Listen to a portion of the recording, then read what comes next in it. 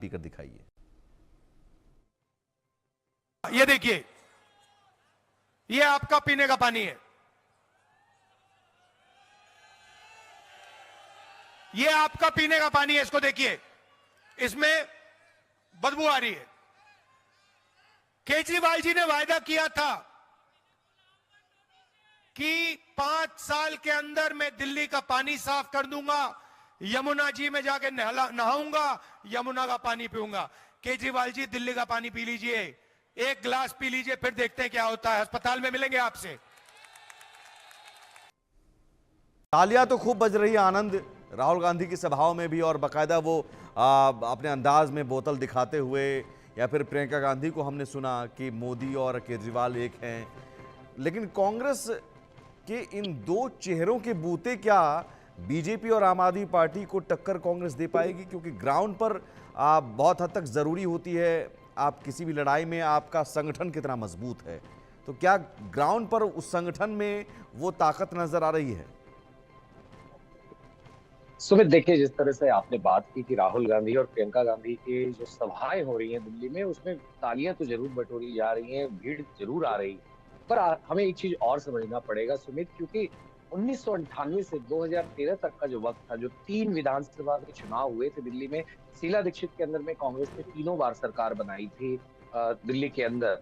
और तीनों बार ये सरकार जो थी काफी मजबूती से उसने काम किया था, और जो लगातार विकास जो किया था कांग्रेस ने, कांग्रेस आज भी उसी को हाईलाइट कर रही है पूरे चुनाव में कि किस तरह से शीला दीक्षित के समय में कांग्रेस ने जो दिल्ली की जो सबसे बड़ी समस्याएं थी, चाहे वो ट्रैफिक की समस्या हो, तो फ्लाईओवर्स और इंफ्रास्ट्रक्चर बनाए थे दिल्ली में।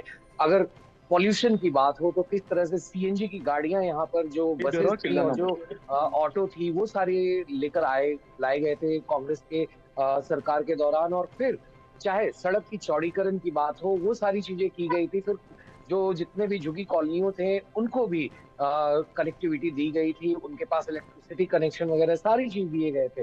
तो ये सारे तमाम मुद्दे जो हैं कांग्रेस ने इस चुनाव में उन्होंने उठाया है। और अगर हम बात करें कांग्रेस के नेता प्रियंका गांधी वाड्रा की, तो उन्होंने जिस तरीके से हमला बोला है, चाहे राहुल गांधी ने ही जिस तरीके से केजरीवाल के ऊपर हमला बोला है, खास तौर पे जो वादे केजरीवाल ने किए थे दिल्ली के जनता से कि आखिर किस तरह से वो दिल्ली को लंदन या पेरिस के तर्ज पे एक पूरा विकसित शहर बना देंगे, तो उन्हीं वादों को लेकर कांग्रेस उनको टारगेट कर रही है, उनसे सवाल पूछ रही है कि आखिर आपने दिल्ली में 11 साल जो शासन किए हैं, उस शासन में आपने कितना कार्य ये यहाँ किया सवाल है, तो आप हमें बीजेपी उसका भी पूछ आंकड़ा दे रही दें। है आनंद, लेकिन सवाल ये है कि बीजेपी भी केजरीवाल के वादों को लेकर हमलावर है, कांग्रेस भी केजरीवाल के वादों को लेकर हमलावर है।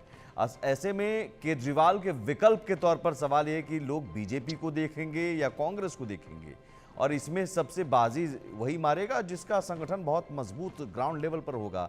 तो मेरा सवाल ये था कि ग्राउंड लेवल पर आपको क्या दिख रहा है कांग्रेस का संगठन बीजेपी के मुकाबले?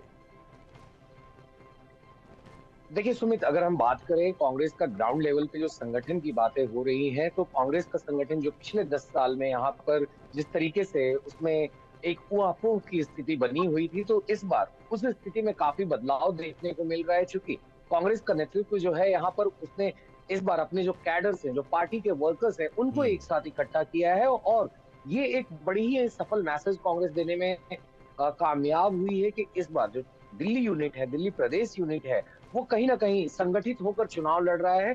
और जो सारे तमाम पार्टी के जो बड़े चेहरे हैं, वो भी उनके साथ सड़कों पर दिख रहा है, चाहे वो सभाएं हो, चाहे वो रोड शोज हो, इन सारी जगहों ठीक है। पे कांग्रेस की एक संगठित तस्वीर दिख रही है। चूंकि पिछले बार जो आंकड़ा था कांग्रेस के वोट का, वो 4.25% चला गया था।